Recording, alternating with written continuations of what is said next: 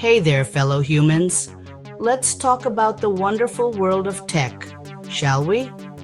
Silicon Valley loves to paint a picture of constant innovation, a digital utopia where every new gadget promises to make our lives easier, more connected, and filled with personalized cat videos. But behind this shiny facade, a darker reality lurks. Like a pigeon confidently strutting around with a French fry too large for its beak, tech giants often engage in practices that are, shall we say, less than transparent. This isn't just about annoying cookie pop-ups or targeted ads that follow you around the internet like a lost puppy. We're talking about practices that stifle competition, erode our privacy, and manipulate our online experiences. Practices that, if left unchecked, could have serious consequences for our freedom and autonomy. So buckle up, Buttercup, because we're about to delve into the hidden side of tech, the stuff those Silicon Valley giants would rather you didn't know.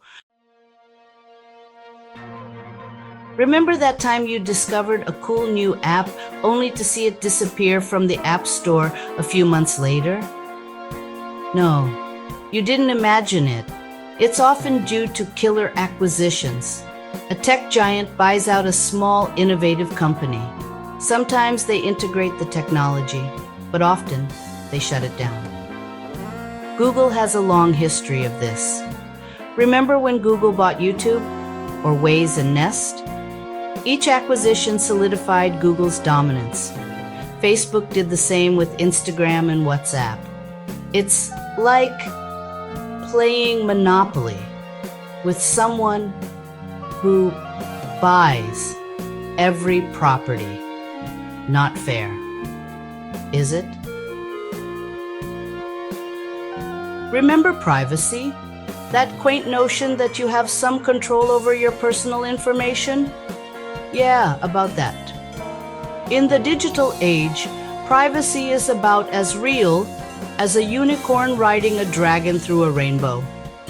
Tech companies collect vast amounts of data about us. What we search for, what we buy, where we go, who we talk to. And they're not just keeping it in a dusty file cabinet somewhere. They're analyzing it, selling it, and using it to manipulate our online experiences. Think about it. Every time you click on a link, like a post, or even just open an app, you're leaving a digital trail of breadcrumbs that tech companies eagerly gobble up. This data is then used to create detailed profiles of who we are, what we like, and what we might be persuaded to buy. It's also being used to influence our opinions, sway our votes, and even predict our behavior. It's like having a digital shadow constantly following you, whispering suggestions in your ear and nudging you in certain directions.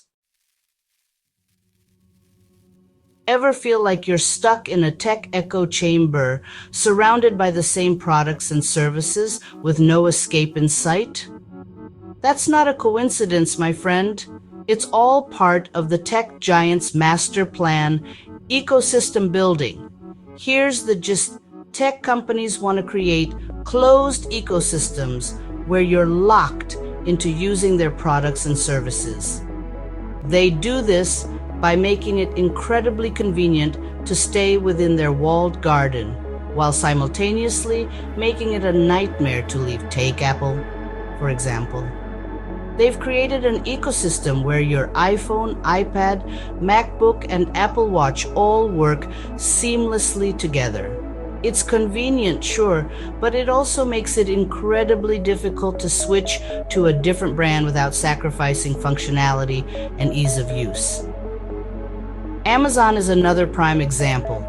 From their vast online marketplace to their Kindle e-readers and Alexa-powered devices, they've created an ecosystem that touches nearly every aspect of our lives.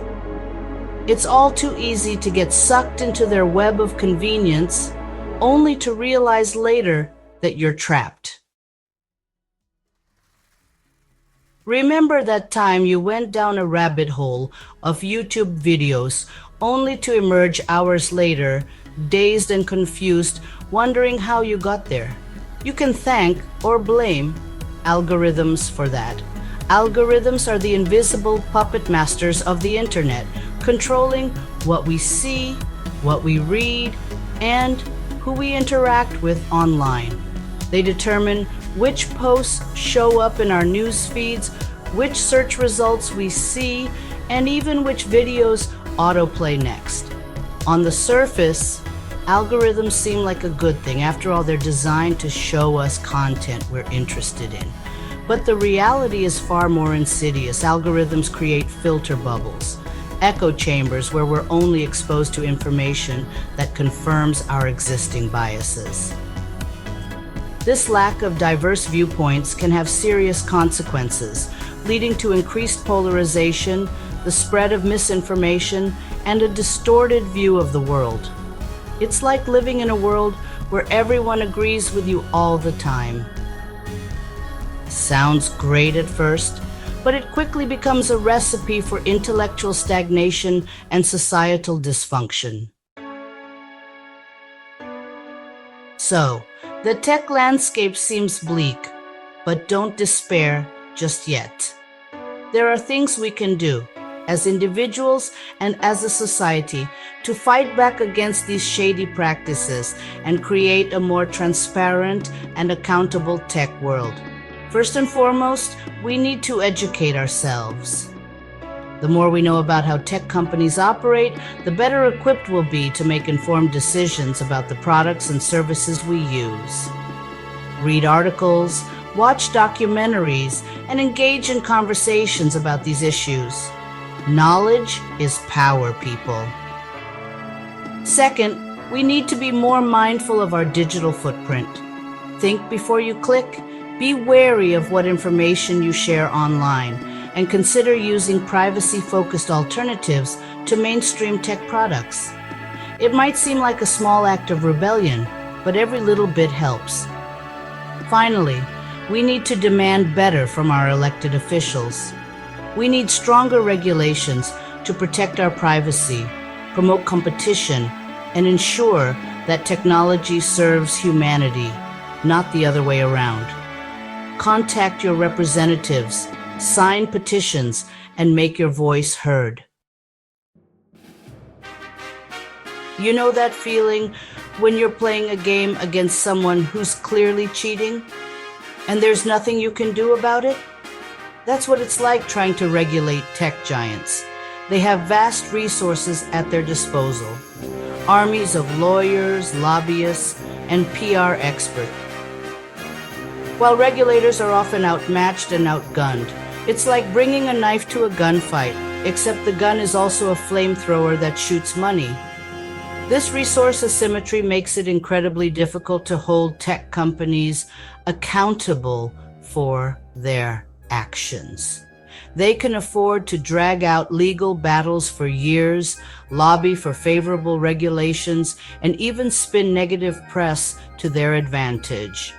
It's a classic David versus Goliath scenario, except Goliath is wearing a hoodie and flip-flops, and David is stuck in traffic trying to find a parking spot at the Capitol building.